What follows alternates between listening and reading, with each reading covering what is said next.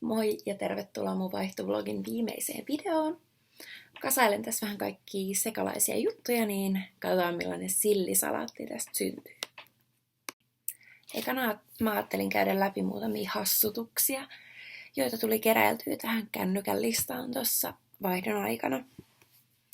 Eli eka juttu, mikä tuli vastaan, oli itse asiassa ihan meidän vaihdon alussa, kun me tultiin sinne siinä tammikuun alussa. Niin siellä alkoi alennusmyynnit sitten tammikuun puolivälissä ja ne alkoi järkkäilemään niitä niin kuin päivää ennen.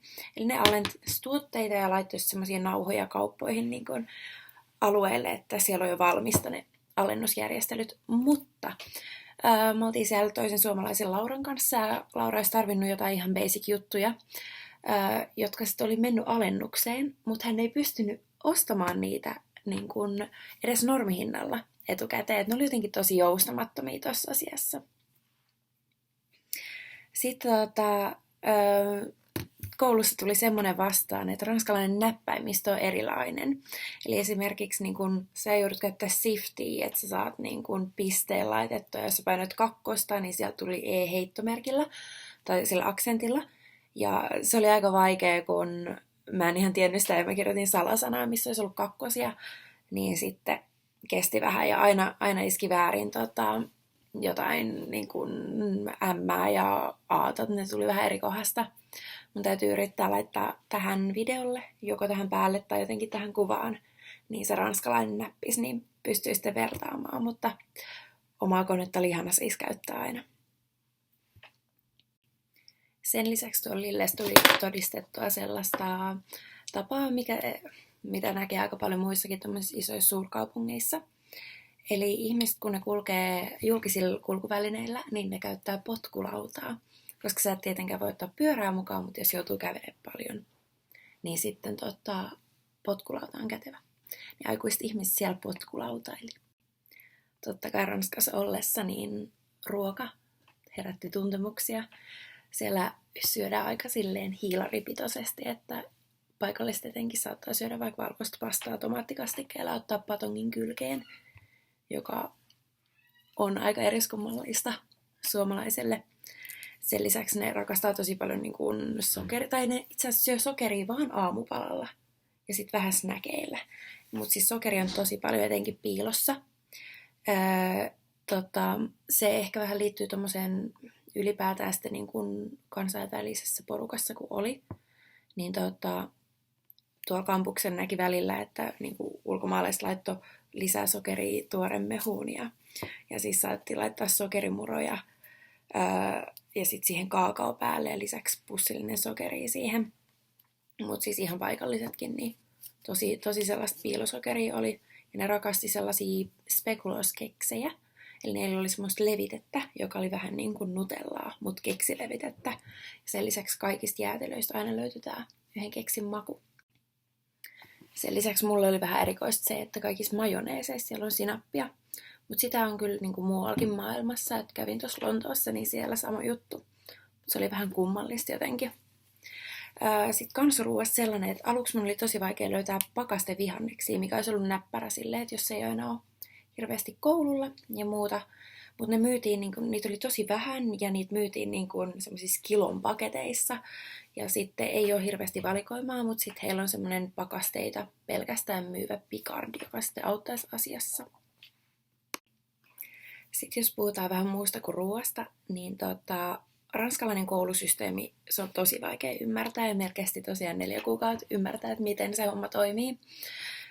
Eli siis ne voi käydä lukion jälkeen 2 vuotta semmoisia prepa jotain studiesseja, jotta tosiaan 2 vuotta kestää, opiskellaan ihan 24/7 ja verrataan koko ajan muihin. Niin sitten se on tosi kilpailuhenkinen 2 vuotta ja sen jälkeen sitten ihmiset laitetaan listaan ja sitten päästään yliopistoihin. Sen jälkeen niillä on jotain pre-master studiesia, sitten M1, missä mä olin.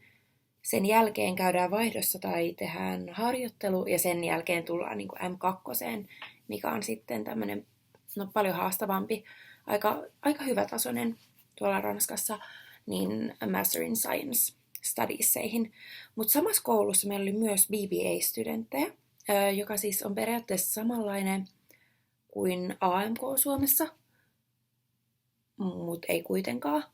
Mutta siis BBA-tutkinto, sinne tullaan suoraan lukiosta.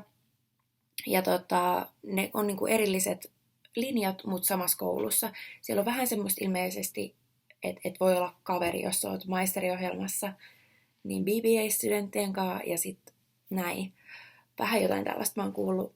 Ja siellä on sama setti sitten kuin Suomessa, että jos sulla on tosi hyvä keskiarvo sieltä BBAstä, niin sä voit tehdä sen M2-tutkinnon siihen päälle. Mutta tosiaan parhaat vaan. Vähän sama kuin meillä tulee meidän koulun tradenomeja erillisvalinnassa, niin sama mahdollisuus on. Sitten täytyy antaa pisteet kaikille ranskalaisille ihan lähtien siis opettajista ja vuokraemännistä ja muista. Aivan hullut nimimuistit. Jokainen niin oppii heti ja muistaa kaikki sun asiat. Se on aivan hullu, kun itse ei ole niin hyvä nimissä, niin he muisti aina, että Eeva on sieltä täältä ja siis kaikki mun asiat ja muuta. Se oli aika hienoa. Ihan tuossa vaihdon lopussa tuli sitten huomattua semmoinen irtisanomisen vaikeus, eli Ranskassa lähetetään kaikki irtisanomiset kirjatulla postilla. Fyysisiä kirjeitä, kyllä, oikeasti. Ja mun ton puhelinliittymän irtisanomissa oli vähän vaikeuksia, kun mä olin lähtenyt sen kirjeen, missä oli mun lentoliput ja muuta, niin mulle soittiin ranskaksi 2 otteeseen ja mä aina sanoin, että mä en puhu ranskaa ja muuta. Ja loppujen lopuksi mä jouduin sitten soittaa sinne takaisin niin kun, meidän koulun semmoisen international tyypin kanssa, joka auttoi niin kun käytännön asioissa. Ja sitten taas siinä tuli ongelmaksi, että hän ei voi niin kun sanoa mun puolesta, mun täytyy itse sanoa jotain siinä puhelimessa, mutta enhän mä voi, jos mä en puhu ranskaa tai niin hyvää ranskaa, että mä ymmärtäisin oikeasti, mihin niin kun sitoutuu. Ja että mulla esimerkiksi mä pyysin, että mun kännykkäliittymä loppuisi 17. päivä. Sitten mä menin vähän ennen kuuvaihdetta käymään siellä meidän koulun auttavan käden luona ja sitten puhelimessa selvisi, että mä voisin lopettaa sen 3. päivä, kun mä olin aloittanut sen 3. päivä aikoinaan. Sitten me sovittiin, että okei, no vaihdetaan se siihen, että sitten tulee tasakuukausia. Mutta sitten samana iltana mä sain viestin, että sun liittymä loppuu nyt. Ja tämmöistä ihan kummallista. Mä olin vaan niin kuin onnellinen, että pääsin eroon siitä. Ja sama, että kirjattuna kirjana menee sitten sähköjen lopetukset ja muut. Mun kaverilla meni vähän huonommin vielä toi kännykkäliittymän niin kuin irtisanominen. Että hänellä siis, vaikka hän oli saanut sen kirjatun kirjeen niin kuin palautusosan, että tämä on vastaanotettu, niin firma oli sitten kadottanut sen kirjeen ja sitten se olikin yllättäen hänen syy, että se on kadonnut siellä firmassa ja sitten mikään puhelin tai faksi tai mikään ei sitten auttanut, vaan hänen täytyy lähettää uusi tämmöinen, kuitenkin 5 € aina maksaa tämmöinen kirje, niin sinne, että välillä se on vähän semmoista joustamatonta. Vaihdos tuli nautittua siitä sijainnista keskellä Eurooppaa ja tuli vähän reissattua. Totta kai meillä kun oli sitä läsnäolopakkoa, niin ihan mahdottomasti ei pystynyt, mutta kuitenkin jonkun verran. Yhdet kanadalaiset tytöt kävi 21 kaupungissa ja 13 maassa. Ja täytyy sanoa, että se on aika paljon.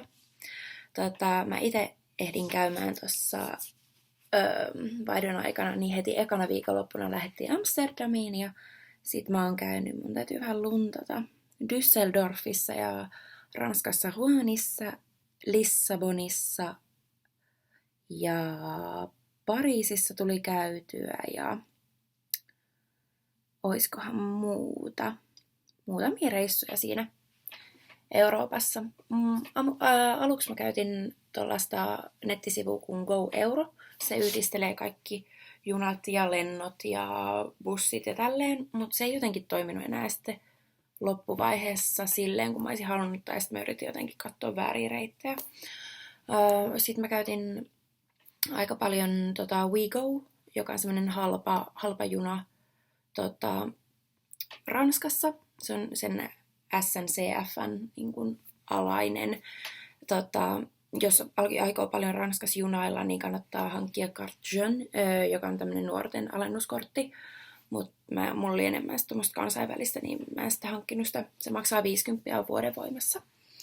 Niin mutta WeGolla pääsee tosi näppärästi Tourcoingista, jonne pääsee taas metrolla. Niin Charles de Gaulle esimerkiksi, että mä koin, että se oli helpompi lentokenttä mulle kuin toi Bryssel, vaikka Bryssel on lähempänä. Sitten on myös semmoinen halpa lentokenttä kuin Charles de Gaulle, joka on tosi lähellä niin kuin Lilleä, mutta Belgian puolella, ja sinne menee myös about 14 € busseilla Lillen keskustasta.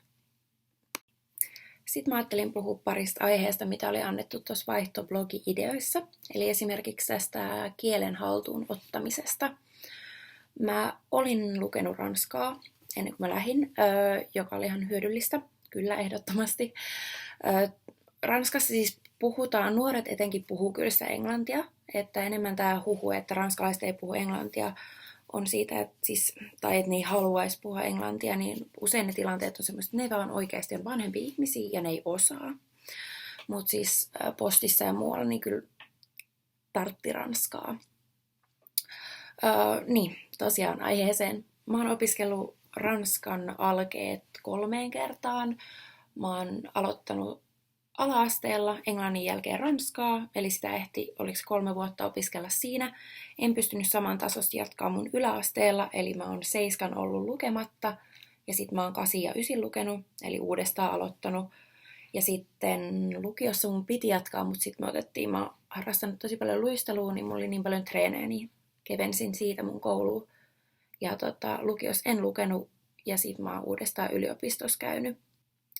Mä toivoin, että mä oppisin paljon ranskaa, kun mä oon vaihdossa, mutta siellä tuli heti aluksi joku semmoinen shokki, että mulla oli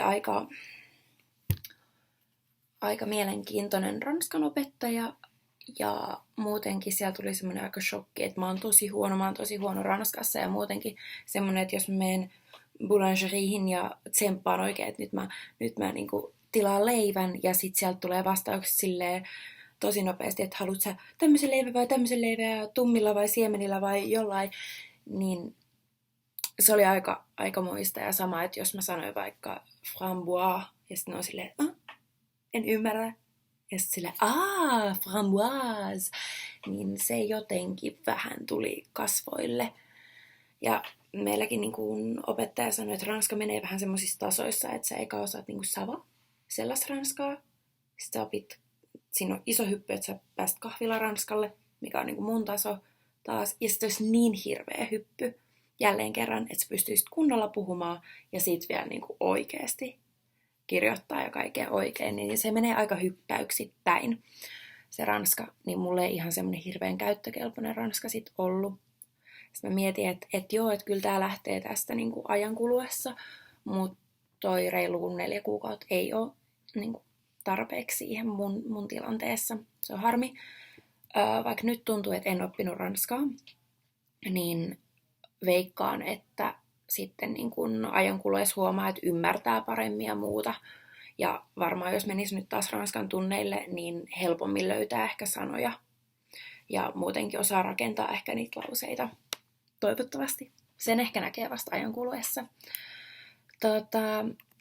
Tosiaan taisin siinä opiskeluvideossa sanoa, että meidät jaettiin 3 eri ryhmään, kaikki vaihtarit ranskan kursseille, että meillä oli eri tasoisia. Mä olin siinä keskimmäisessä. Mä olin ehdottomasti varmaan huonoin meidän siitä ryhmästä.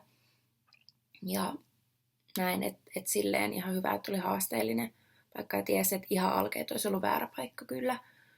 Mutta ne oli aika erilaisia kaikki ryhmät, että mitä kuuli. Varmasti semmoinen, että jos olisi asunut vaikka jotenkin ranskalaisten kanssa solussa tai muuta, olisi auttanut sitä oppimista, mutta mä asuin tosiaan kampuksella ja kaikki kaverit oli niinku kansainvälisiä, että se oli englanti se kieli, mitä käytti, että englanti siellä lähinnä vahvistui. Mutta täytyy sitten jatkossa taas yrittää enemmän sitä ranskaa. Mä en tiedä, osaanko mä vielä ihan niinku koostaa tätä, että mitä mieltä mä olin tästä vaihdosta. Ihan hyvillä fiiliksillä. Kulttuurieroja opin hirveästi niinku muista kulttuureista kuin siitä ranskasta kanssa. että kaikki kaverit, jotka oli niin kuin Intiasta tai Marokosta tai Meksikosta, niin semmoisia juttuja ei niin kuin ole helppo lukea tai kuulla, millaisia puhuttiin. Ja aika hyvin nuorten ihmisten kanssa pystyi vähän niin kuin tabuaiheistakin puhumaan. Ja että se oli tosi hyvä tässä. Oli totta kai rauhallisempi kevät kuin mitä jos olisi ollut Suomessa, kun ei ollut mitään niin kuin töitä ja harrastuksia. Varmasti niin kuin semmoinen enemmän, jos olisi semmoinen all-around-tyyppi, niin saisi vielä enemmän tuosta vaihdosta irti, että mulle se nyt ei ollut mikään niin kuin elämää mullistava kokemus. Mutta kyllä mä suosittelen, mutta riippuu ihmistä, ei ole mitenkään pakollinen kokemus ehkä. Mutta mä tykkäsin, ja siis mulla on ollut aina ideana, että mä haluan jossain vaiheessa asua Keski-Euroopassa. Ehkä nyt tuli semmoinen olo, että tää saattoi jopa riittää. Että meillä on Suomessa aika järkevä maa. Noin. Tossa oli sitten mun viimeinen video täältä. Ja katsotaan, jos tulee vielä tarve laittaa joku juttu. Muu saa olla ihan niinku yhteydessä, jos on jotain kysyttävää Facebookissa, Instagramissa, sähköpostissa, ihan sama millä. Niin kyllä vastailen. Ja lähtekää vaihtoon, jos yhtään siltä tuntuu.